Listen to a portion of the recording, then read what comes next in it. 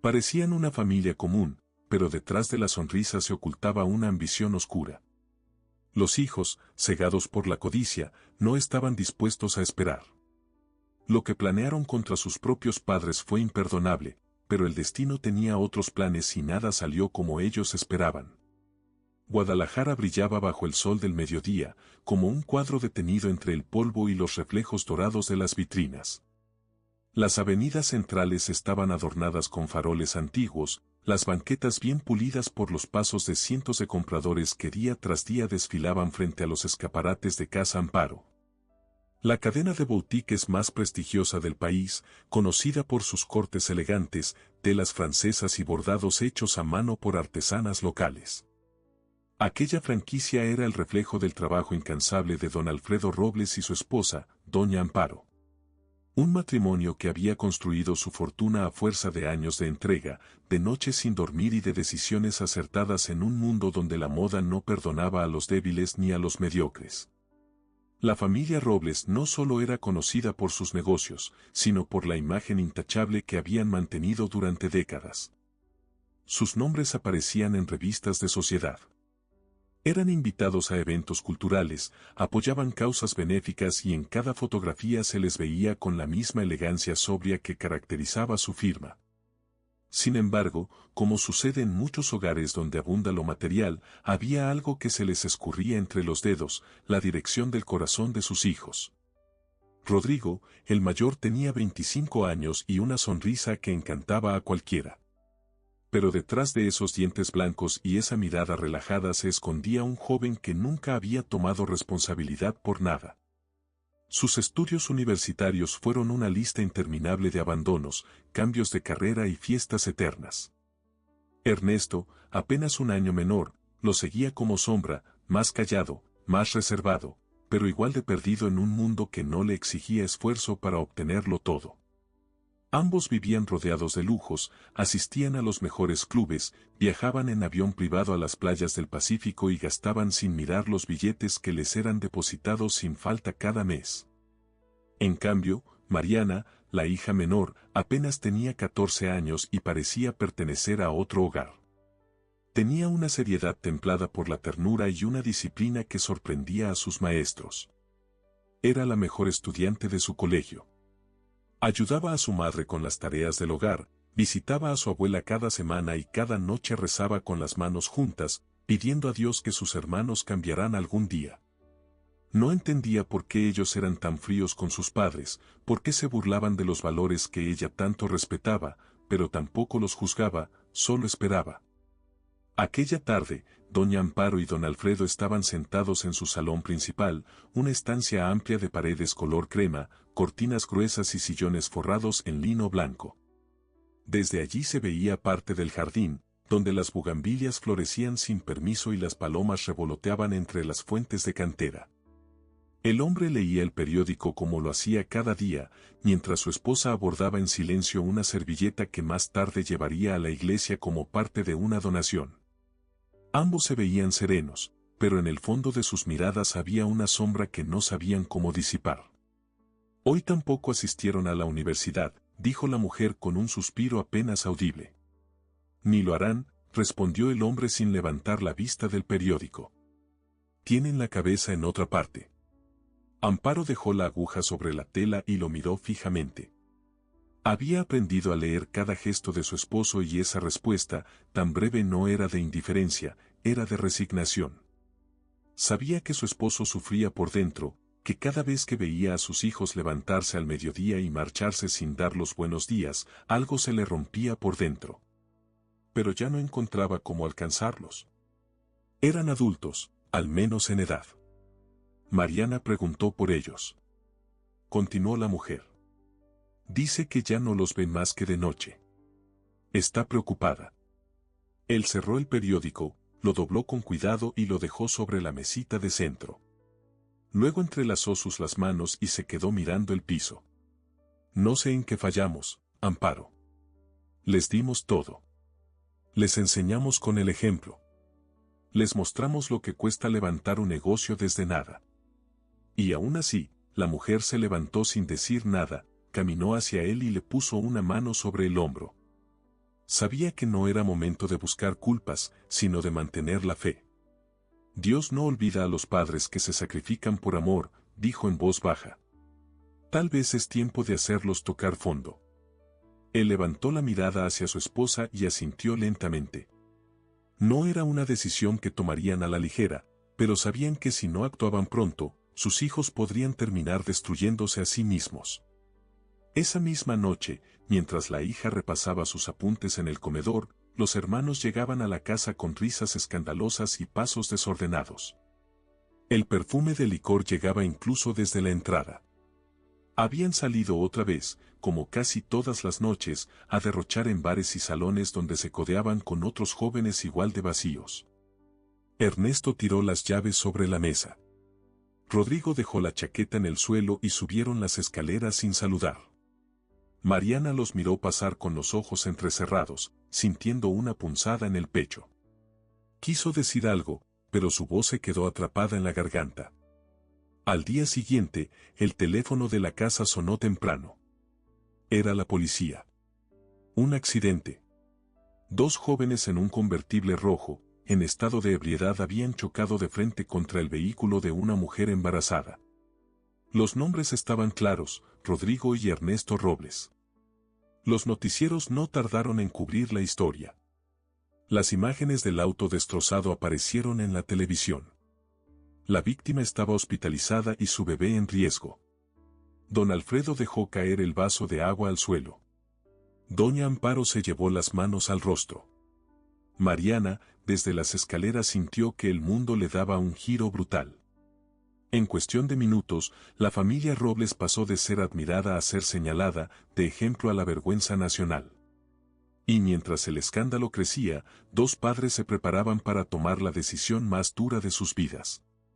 La casa Robles, usualmente silenciosa por las mañanas, amaneció con una tensión invisible que impregnaba cada rincón. La noticia había corrido como pólvora entre los vecinos, los medios de comunicación y las familias influyentes de Guadalajara. Aquel apellido, sinónimo de elegancia, ahora aparecía en los titulares no por sus vestidos ni sus donativos, sino por la vergonzosa tragedia provocada por sus hijos mayores. Rodrigo y Ernesto habían cruzado la línea entre el descuido y el crimen. La mujer afectada seguía internada en estado delicado y aunque la vida del bebé había sido salvada por los médicos, el diagnóstico seguía siendo reservado. La prensa, hambrienta de escándalo, no tardó en publicar imágenes del vehículo destrozado y el rostro pálido de la futura madre, mientras reporteros hablaban de irresponsabilidad, privilegio y desprecio por la vida ajena. En pocas horas, los Robles pasaron de ser admirados a objeto de críticas despiadadas. Don Alfredo permaneció buena parte de la mañana encerrado en su estudio. Las cortinas estaban cerradas, el teléfono desconectado y la luz del sol apenas se colaba entre las rendijas. Sentado frente a su escritorio de madera, con los codos apoyados y el rostro hundido entre las manos, repasaba una y otra vez las decisiones tomadas durante los últimos años, la forma en que había cedido ante los caprichos. La manera en que había postergado la corrección, esperando que maduraran por sí mismos. Nunca pensó que llegaría tan lejos. Nunca imaginó que el desprecio por el esfuerzo y la humildad pudiera transformarse en algo tan destructivo. Doña Amparo, por su parte, caminaba sin rumbo por el pasillo largo que conectaba las habitaciones con la cocina. Su rostro estaba demacrado, las manos le temblaban ligeramente y los ojos parecían haberse llenado de una tristeza espesa, de esas que no se lloran de una vez, sino que se desbordan lentamente. Su hija la observaba desde el umbral de la sala, sin atreverse a acercarse. Sabía que su madre no estaba enojada, ni siquiera escandalizada. Estaba rota. Como pudieron, susurró la mujer en un momento, deteniéndose frente a la ventana que daba al jardín. ¿Cómo llegamos a esto? Nadie tenía una respuesta porque no se trataba de un hecho aislado, sino del resultado de años de permisividad, de silencios acumulados, de confianza que no fue correspondida. Años en los que los errores fueron disculpados en nombre del amor, sin darse cuenta de que el amor verdadero también corrige, también pone límites, también dice no. Esa misma tarde, cuando los hermanos regresaron a casa con los rostros desencajados y la ropa arrugada, fingieron que no pasaba nada. Rodrigo se encerró en su cuarto y encendió la radio como si el ruido pudiera ahogar la culpa. Ernesto se dejó caer en el sillón del vestíbulo, encendió un cigarro y miró el techo sin hablar. Ninguno pidió perdón. Ninguno preguntó por la mujer atropellada. Ninguno se dirigió a sus padres. Fue entonces cuando el padre reunió a su familia en el comedor, un espacio amplio con lámparas colgantes, sillas talladas a mano y una mesa larga de cedro. Mariana se sentó en silencio con el rostro serio. Amparo se mantuvo de pie con las manos entrelazadas. Los hermanos llegaron con desgano, sin intención de participar, pero con la expresión desafiante que habían adoptado desde que se sentían intocables. El padre esperó a que el silencio se hiciera profundo. Luego se levantó lentamente, se colocó detrás de su silla, apoyó ambas manos sobre el respaldo y los miró fijamente. Había en su rostro una firmeza que no habían visto nunca, una mezcla de tristeza, decepción y determinación. «He cometido un error con ustedes», dijo con voz grave. «Les di todo, creyendo que entenderían el valor de cada cosa, pero lo único que han hecho es despreciarlo. Casi matan a una mujer y a su hijo por nacer. Si no entienden eso, entonces no entienden nada». Rodrigo bufó con arrogancia y apartó la vista. Ernesto cruzó los brazos sin decir palabra. El hombre no bajó el tono. «A partir de hoy no recibirán un peso más de esta casa. Se acabaron los autos, las tarjetas, los viajes, los depósitos. Si quieren dinero, trabajen. Si quieren respeto, se lo tienen que ganar, porque no volveré a premiar la vergüenza con comodidades». La hija sintió como su corazón latía con fuerza. La miró a ella brevemente, buscando una reacción, pero la joven no dijo nada, solo bajó la mirada sabiendo que aquello era necesario, aunque doliera. Ernesto fue el primero en levantarse. «No puedes hacernos esto. Somos tus hijos». Rodrigo lo siguió golpeando la mesa con la palma abierta. «Eres un miserable. ¿Te das cuenta del ridículo que vamos a hacer? ¿Qué van a decir todos cuando nos vean trabajando como cualquiera?» Su padre no respondió. Solo sostuvo la mirada de ambos con la serenidad de quien sabe que ha tomado la decisión correcta. Amparo, con los ojos llenos de lágrimas, caminó hacia la puerta. No podía soportar más. Mariana se quedó sentada en medio del vacío, como una piedra en medio de la tormenta. Los días que siguieron fueron silenciosos. Los jóvenes se encerraron en sus habitaciones, salían solo para comer lo justo y no dirigían la palabra a nadie. La mansión, a pesar de su tamaño, parecía más pequeña, más tensa, más fría. En los portales de noticias aún circulaban las imágenes del accidente. Las amistades de los hermanos dejaron de llamar, las invitaciones desaparecieron, los teléfonos dejaron de sonar. Cuando las salidas se volvieron imposibles, comenzaron a inquietarse. Rodrigo encendía el televisor solo para distraerse y su hermano pasaba horas mirando por la ventana. Leer algunas revistas se volvió su único escape, pero cada foto de sus conocidos en playas lejanas, en yates, en reuniones exclusivas, solo les recordaba lo que habían perdido. La envidia les subía por la garganta como una rabia contenida. Su orgullo les impedía aceptar el castigo y su ego les impedía ver que la culpa era suya. Una noche, mientras discutían en voz baja en la biblioteca, la joven los escuchó planear algo. Se acercó sigilosamente con el corazón palpitando como tambor y alcanzó a oír su nombre. Rodrigo sugería pedirle dinero y Ernesto decía que no era mala idea. «Ella tiene acceso a la caja de la boutique», murmuró uno de ellos. Pero cuando al día siguiente la abordaron, Mariana los miró fijamente con el rostro más firme que jamás habían visto en ella y negó con la cabeza. «No voy a ayudarlos a seguir lastimando a papá y mamá. No después de lo que hicieron». Y sin decir más, se fue por el pasillo con pasos firmes, dejando atrás el rencor de sus hermanos, que ya comenzaba a transformarse en algo más peligroso. La mansión Robles, que solía estar llena de movimiento y voces, se fue tornando cada vez más parecida a una casa vacía. Aunque sus paredes aún guardarán los más finos muebles, los tapices traídos de Europa y las cortinas bordadas a mano que la señora Amparo mandó confeccionar cuando Mariana aún era un bebé. Sin embargo, ni los cuadros costosos ni las lámparas de cristal podían ocultar la descomposición que empezaba a brotar desde adentro. El orgullo había tomado el lugar del respeto y en el silencio que habitaba ahora entre los pasillos se podía oír el lento desmoronamiento de lo que alguna vez fue una familia. Rodrigo había dejado de vestirse con elegancia. Se arrastraba por la casa en ropa vieja, los cabellos revueltos y la mirada hundida. Pasaba la mayor parte del día acostado en el sofá del estudio, hojeando con desdén las revistas de sociedad que llegaban cada semana a nombre de sus padres. Las hojas estaban llenas de fotografías de conocidos suyos, de cenas privadas en residencias con vista a Chapala, de jóvenes posando en trajes de lino junto a mesas llenas de copas, risas y promesas. Aquellos rostros le eran familiares, pero ahora parecían vivir en otro mundo. Cada vez que veía una imagen de alguien bebiendo vino junto a una alberca, su pecho se llenaba de una furia muda. La envidia no era por el lujo en sí, sino por el hecho de que él, Rodrigo Robles, había sido parte de esa vida y ahora estaba olvidado. Su hermano no era diferente, aunque más discreto en sus reacciones, pasaba horas enteras frente a la ventana del comedor, observando a los jardineros trabajar con la misma expresión con la que un preso ve moverse el mundo desde la celda. A veces encendía la radio solo para llenar el silencio, pero la música que solía acompañar sus fiestas le producía ahora una sensación hueca. El aislamiento comenzaba a erosionar su juicio. Su corazón latía con fuerza cada vez que pensaba en la humillación que supondría que alguien lo viera trabajando como un empleado común. Era para él una idea intolerable. En las tardes, mientras la cocinera preparaba los alimentos en silencio, Mariana bajaba a la biblioteca a estudiar.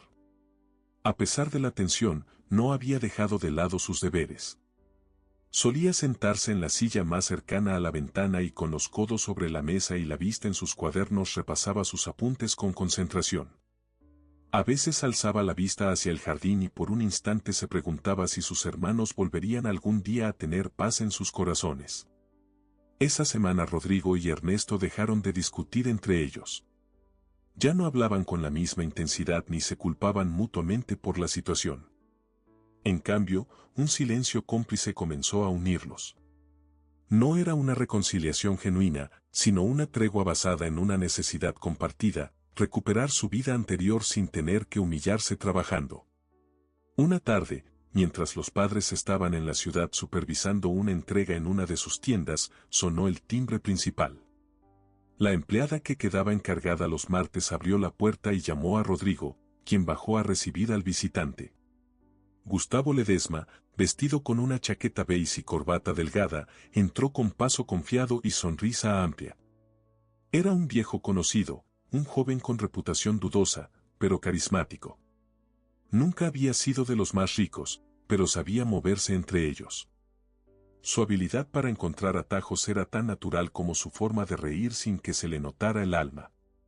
Ernesto bajó también y entre los tres se encerraron en el salón trasero, un lugar que solían usar para reuniones informales con sillones bajos y una mesa de mármol. Allí, Gustavo encendió un cigarro, se acomodó como si fuera el dueño de la casa y comenzó a hablarles como quien ofrece la salida de un túnel largo. Me enteré de lo que pasó, dijo sin rodeos. Y quiero que sepan que no están solos. Muchos estaríamos indignados si nuestros padres nos hicieran lo que les hicieron a ustedes. Rodrigo, con los brazos cruzados, lo miró fijamente. No necesitamos lástima. No es lástima, replicó el joven. Es sentido común. Ustedes son robles. No están hechos para andar contando monedas. Ernesto no dijo nada. Su mandíbula estaba tensa y su pierna se movía con nerviosismo. Yo en su lugar exigiría lo que es mío, continuó el visitante. El patrimonio no es un favor, es un derecho. El nombre, la fortuna, las propiedades, todo eso fue construido también para ustedes. Rodrigo respiró hondo, como si estuviera digiriendo algo que ya había considerado antes. ¿Y si no quieren dánoslo? Gustavo sonrió. Esa sonrisa curva que no prometía honestidad, pero sí soluciones. Hay maneras de convencer, pero deben actuar con firmeza. Si siguen esperando a que se apiaden, morirán de hambre en esta casa mientras sus amigos brindan en Acapulco. El silencio se extendió unos segundos. Rodrigo lo rompió con una voz que no titubeaba. Nosotros no nacimos para arrastrarnos. Ellos lo van a entender. Por las buenas o por las malas. Esa noche la familia se sentó a cenar en un ambiente cargado.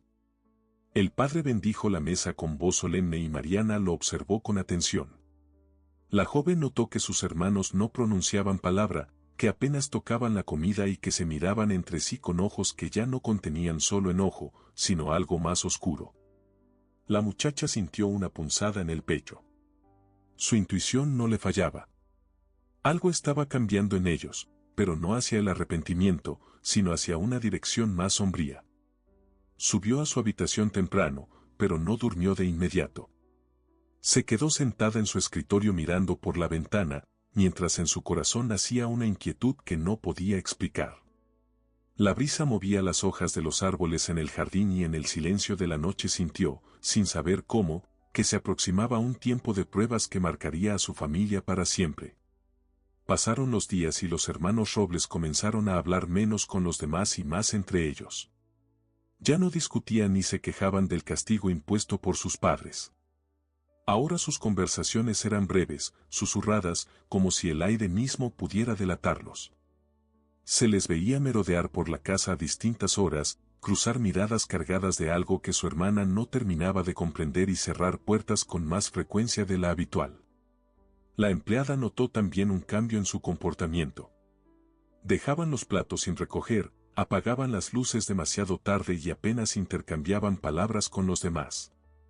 El desprecio que alguna vez había sido visible en sus gestos se transformó en algo más sutil, más venenoso, como una sombra que no se podía tocar, pero que se sentía en cada rincón. Una noche de calor, cuando la mansión estaba sumida en la penumbra y la familia dormía tras una cena silenciosa, Ernesto bajó con sigilo al salón de lectura. Se había quitado los zapatos para no hacer ruido. Rodrigo lo esperaba junto al ventanal, con los brazos cruzados y el ceño fruncido. Afuera, las hojas del naranjo se movían con lentitud y el olor del jazmín nocturno flotaba en el ambiente como un perfume maligno. No hay otra salida, murmuró Rodrigo sin girar la cabeza. No nos van a dar nada. No van a ceder. Su hermano se sentó en el sillón más cercano. Se notaba tenso. Su pierna no dejaba de moverse y los dedos tamborileando contra el borde del apoyabrazos. La luz de la lámpara era tenue, amarilla, suficiente para ver sus rostros sin revelar lo que se ocultaba en sus ojos. ¿Estás diciendo que comenzó? Pero no terminó la frase. Rodrigo lo miró fijamente. Su voz era baja, pero dura. No lo digo, lo estoy pensando en serio. Si papá y mamá dejaran este mundo, no habría más obstáculos.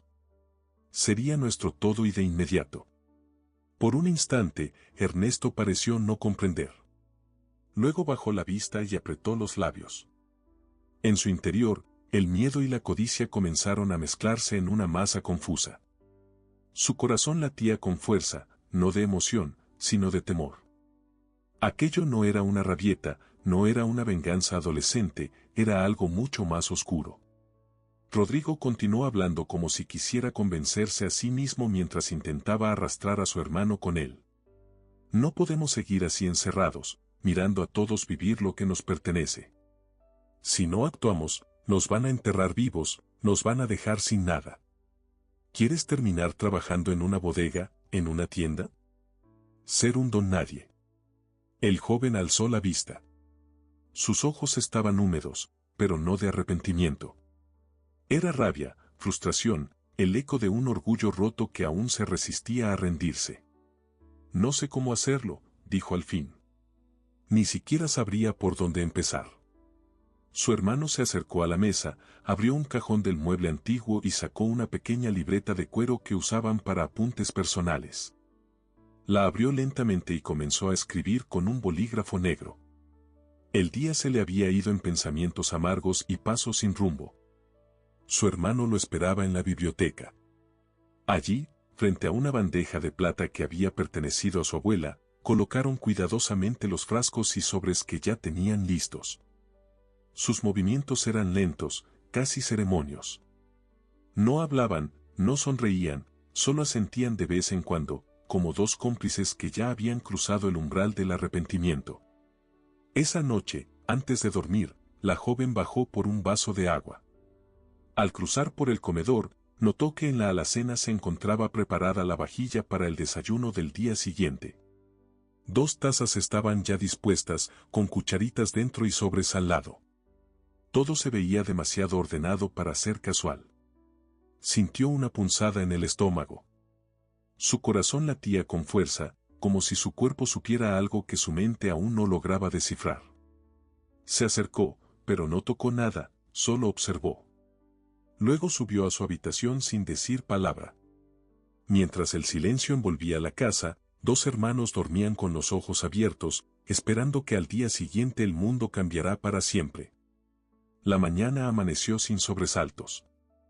El cielo, cubierto por nubes grises, parecía envolver la mansión Robles en un silencio espeso.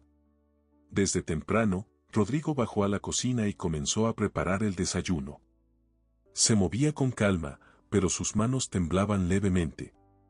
Vertió el café en las tazas con una precisión inquietante. En 2 de ellas disolvió el contenido de un frasco pequeño. Las colocó sobre la mesa con una serenidad fingida. Su hermano observaba desde la entrada.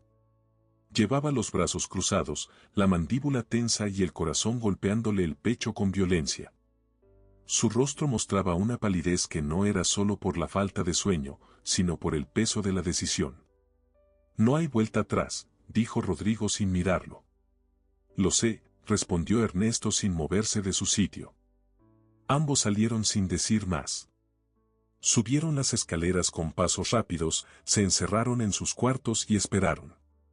Creían que todo ocurriría como lo habían planeado. Sus padres bajarían, tomarían el desayuno y en pocas horas todo habría terminado. Pero el destino se adelantó. Mariana se despertó más temprano de lo habitual. Una inquietud la acompañó desde el primer momento. Se puso su bata, bajó en silencio y al llegar a la cocina encontró la mesa servida con las tazas Habán. Supo que Rosario, la empleada, había dejado todo listo y salido un momento. Tomó una de las tazas y se la llevó al comedor. Bebió un sorbo, pero el sabor le pareció extraño, metálico, áspero. Frunció el ceño, pero no pensó mucho más. A los pocos minutos, su cuerpo comenzó a reaccionar. El mareo fue repentino. Su vista se nubló. Trató de levantarse, pero sus piernas no respondieron. Cayó al suelo con un golpe seco. Apenas consciente, escuchó pasos en el piso de arriba. Rodrigo bajó primero y al ver a su hermana tirada en el suelo, su rostro perdió todo color. Su corazón latía con fuerza al borde de la desesperación. La taza, el mareo, las voces. En otra sala, sus padres luchaban por sobrevivir. Los médicos no daban garantías, las toxinas avanzaban y sus cuerpos respondían con lentitud. Rosario, sentada en la sala de espera, no dejaba de llorar. No entendía nada, solo rezaba en silencio. Una enfermera le ofreció agua. La mujer susurró sin dejar de mirar la cruz colgada en la pared. Dios mío, que no se mueran, que no se mueran.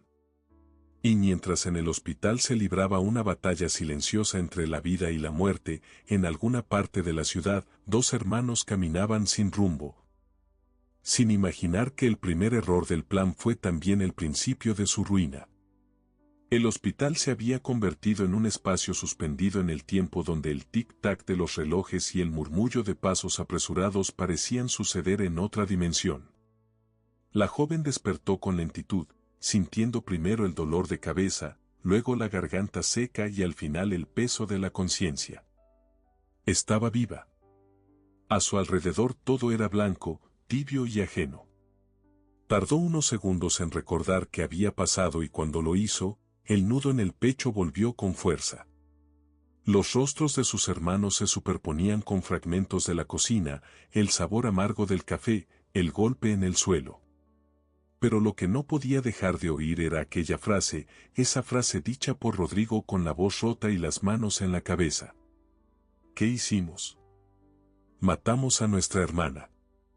La frase había flotado en su mente durante toda la noche, como si el eco se le hubiera quedado pegado al alma. No necesitaba más pruebas. Lo que había pasado no fue un accidente. Un médico entró a la habitación pasadas las 7 de la mañana. Llevaba un portapapeles, una expresión medida y le habló con delicadeza. Su estado era estable. Le explicó los síntomas que había presentado y el procedimiento que se le había aplicado. La joven solo asentía, las palabras técnicas no le importaban. Quería saber de sus padres. Su padre aún no despierta, dijo él con tono sombrío. Y su madre está en estado crítico. Estamos haciendo todo lo posible. Cerró los ojos. El alma se le cayó dentro del cuerpo, como si cada palabra del doctor hubiera sido una piedra. Se quedó sola después de que él salió, mirando el crucifijo de madera colgado frente a la cama. Llevó las manos juntas sobre el pecho y susurró una oración con la voz baja, temblorosa. Dios, si esto fue por mi culpa, si debía haber hecho algo antes, por favor no te los lleves. No. Así. Afuera, en la sala de espera, Rosario seguía sentada con la misma bata que llevaba desde el domingo. Había sido ella quien llamó a emergencias. Había sido ella quien encontró a Mariana, luego a don Alfredo y a doña Amparo tirados en el comedor sin fuerzas para hablar. En su mente no dejaba de repetirse la imagen de aquellos cuerpos sobre el suelo frío y la angustia de correr de cuarto en cuarto sin encontrar ayuda. ¿Usted sospecha de alguien?, preguntó el agente. Rosario bajó la vista y pensó en los días anteriores, en la frialdad con la que los hermanos miraban a sus padres, en los murmullos, en la tensión que se respiraba en cada rincón. No quiero creerlo, dijo apenas en voz baja. Pero hay algo oscuro en lo que pasó. Los oficiales anotaron su declaración, luego se dirigieron al hospital donde finalmente Alfredo Robles despertó. Fue pasadas las 11 de la noche. Abrió los ojos con lentitud, como quien emerge de un sueño que no quiere recordar. Tardó unos segundos en reconocer dónde estaba. Un enfermero lo notó y avisó al doctor. Su hija fue la primera en ser llamada. Caminó con pasos nerviosos hasta la habitación de su padre, aún débil, aún marcada por el miedo. Al entrar, lo encontró recostado con los ojos abiertos, mirando al techo, el rostro demacrado, los labios resecos. Parecía más viejo, como si le hubieran arrancado años de vida en una sola noche. Papá, dijo en voz baja. El hombre giró lentamente la cabeza, la miró fijamente. En ocasiones ella la tomaba de la mano, cerraba los ojos y oraba sin pronunciar palabra.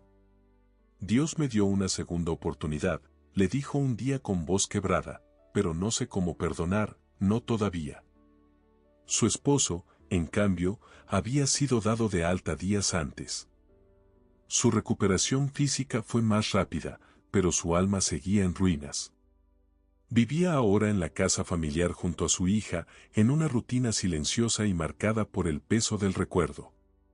Apenas hablaba, se levantaba temprano, caminaba con el bastón por el jardín. Y pasaba largos ratos en el despacho revisando papeles que no leía, mirando fotografías que no reconocía. Cada tarde, la joven regresaba del hospital con noticias sobre su madre.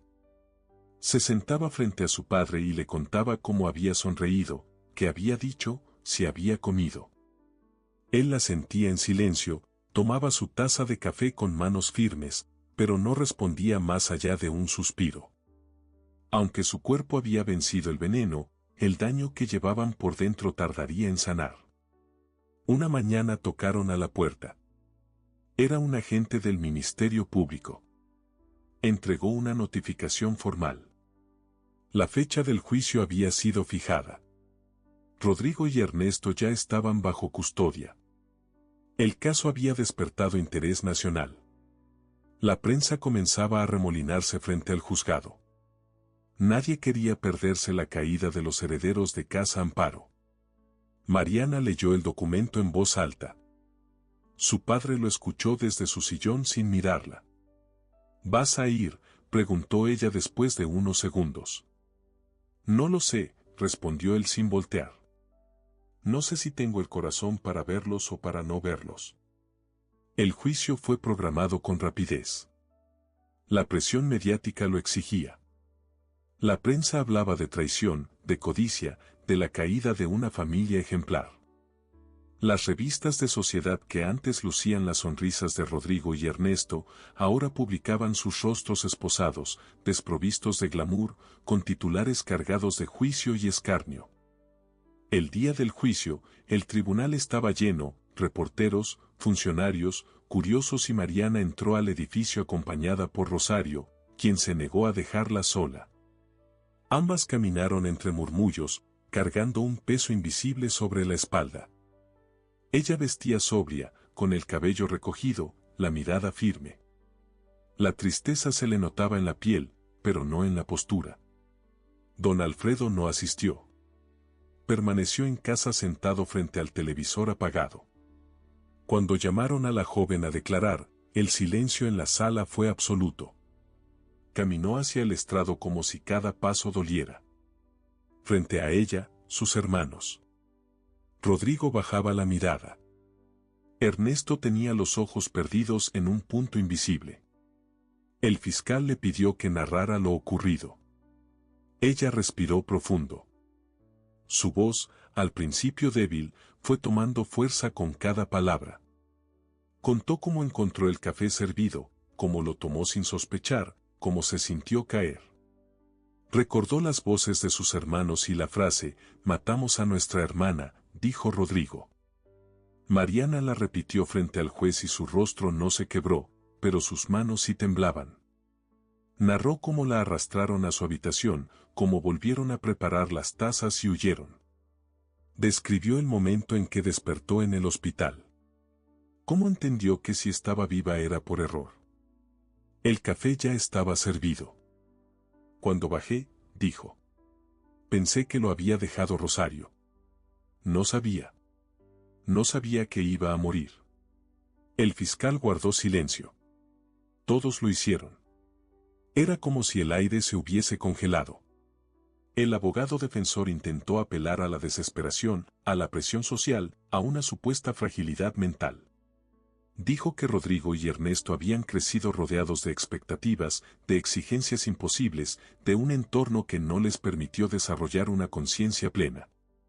Pero ningún argumento pudo borrar el veneno, ni el de las tazas, ni el que anidaron en sus corazones. El juez fue claro en su sentencia. El jurado no tardó. Los hermanos Robles fueron declarados culpables de homicidio calificado con agravante por el vínculo familiar. La condena fue ejemplar. 20 años de prisión sin derecho a fianza. Cuando se leyó el veredicto, la joven no sintió alivio ni justicia, solo una tristeza inmensa, una pena que no se alivia con sentencias, ni con aplausos públicos, ni con titulares. Una pena que solo pueden hacer cuando los lazos de sangre se rompen a manos de los propios. Salió del tribunal sola. Afuera, la ciudad seguía su ritmo. Los autos circulaban, los vendedores voceaban. La vida no se detenía por el dolor ajeno. Esa noche, ya en casa, Mariana encontró a su padre en el despacho. No encendía la luz, solo sostenía entre sus manos una fotografía antigua. Estaban los 5 frente a la boutique principal sonriendo en otro tiempo, en otra vida. Ella se acercó y se sentó a su lado. No dijo nada, no hizo falta. El hombre sostuvo la imagen por un momento más, luego la dejó sobre el escritorio con delicadeza, como si soltarla fuera una forma de aceptar lo inevitable. Dios nos dio 3 hijos, dijo al fin. Solo uno eligió el amor por encima del orgullo y de la codicia. Mariana lo miró. Su corazón latía con fuerza. No quiero odiarlos, papá. No quiero, pero no sé cómo perdonarlos. Él le tomó la mano con suavidad, la apretó sin hablar. El silencio lo dijo todo.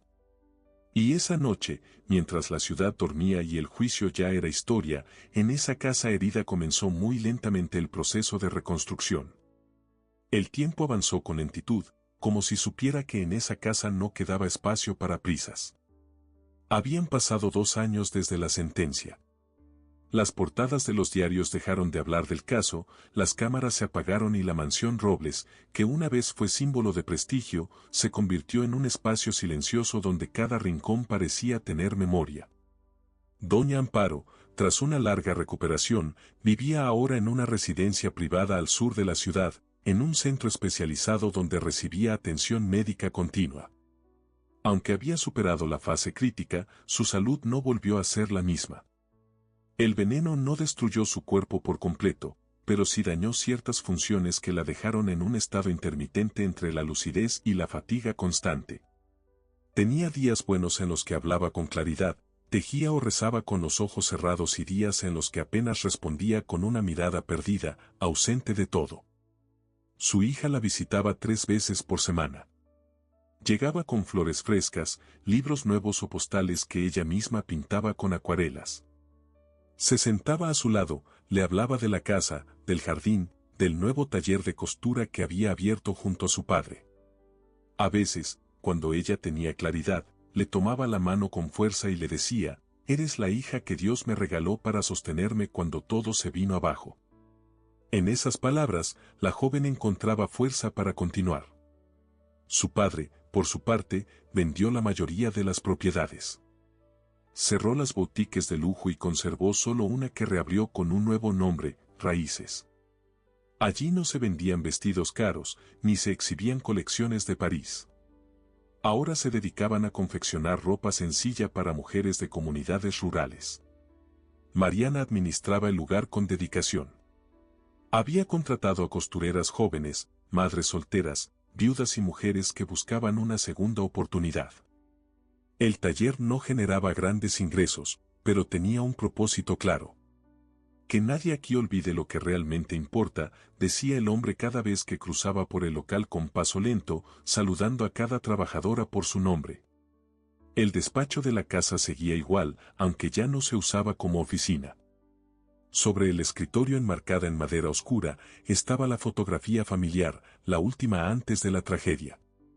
Mariana no la había escondido, no quería olvidar. No creía en enterrar el pasado, sino en redimirlo.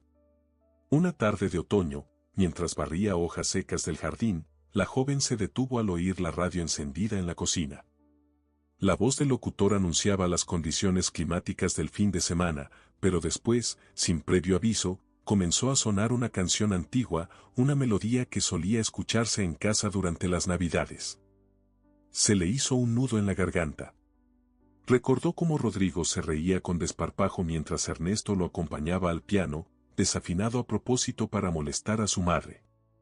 Eran otros tiempos o tal vez otra gente, porque los que estaban ahora en prisión ya no eran sus hermanos, al menos no como ella los había conocido. Esa noche sacó del cajón una de las cartas que había escrito y nunca envió. Eran para ellos. Tenía varias guardadas, todas escritas a mano, todas distintas, algunas llenas de rabia, otras de dolor, unas pocas de esperanza. La leyó en voz baja. No sé si algún día leerán esto. No sé si aún piensan en nosotros, pero si lo hacen, quiero que sepan que mamá sigue viva, no como antes, pero está aquí. Y yo sigo intentando perdonarlos. Guardó la carta sin firmar y cerró el cajón. En la prisión estatal, los hermanos cumplían su condena en alas separadas. No compartían celda y apenas se veían. El paso del tiempo los había cambiado. Rodrigo, más delgado, dedicaba sus días a leer. Ernesto trabajaba en el área de carpintería. No recibían correspondencia. Ningún amigo los visitaba. Ni un solo familiar los había visto desde el juicio. Un guardia contó una vez que Rodrigo se pasaba horas mirando una fotografía vieja doblada dentro de su Biblia. Nadie sabía cuál era, nunca la mostró. Solo se sentaba en un rincón y en voz baja repetía la misma frase como una letanía. Dios, si me escuchas, líbrame de mí mismo. En la casa Robles, las cosas no volvían a ser como antes, pero había paz. No la clase de paz que se obtiene por ausencia de problemas, sino esa que llega después de mucho dolor, como la calma tras una tormenta que arrasó con todo y dejó apenas los cimientos. Una tarde de domingo, Mariana y su padre fueron a visitar a doña Amparo. La encontraron sentada junto a la ventana, mirando el jardín del sanatorio. Las jacarandas estaban en flor. La joven se agachó, la abrazó con ternura y luego se sentó a su lado. «Hemos vendido la casa vieja», dijo su esposo con voz suave. «Vamos a vivir en algo más pequeño, pero cerca de aquí para verte más seguido». La mujer asintió lentamente. Sus ojos estaban húmedos, pero no lloraba. «Lo importante es estar juntos. Lo demás no importa». Mariana le tomó la mano y por un instante todo quedó en silencio. Los tres se miraron y nadie dijo nada más. Al salir del sanatorio, Mariana caminó junto a su padre por la banqueta arbolada. El cielo estaba despejado, el viento era suave. Su padre se detuvo un momento y miró hacia el cielo. «¿Sabes?», dijo de pronto. «Nunca entendí por qué Dios permitió esto, pero si no hubiera pasado, no sé si habría descubierto lo que realmente vale». Ella lo miró de reojo. Su corazón latía con fuerza. «¿Y qué es lo que realmente vale, papá?».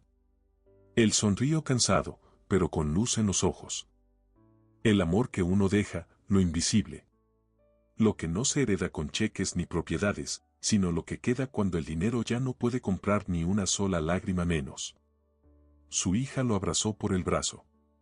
Siguieron caminando en silencio y mientras avanzaban bajo los árboles de la calle tranquila, la vida continuaba tejida no de lujos, sino de afectos recobrados, no del todo sanados, pero suficientes para seguir. Y así, queridos lectores, llegamos al final de esta historia marcada por el dolor, la redención y la fuerza del amor familiar.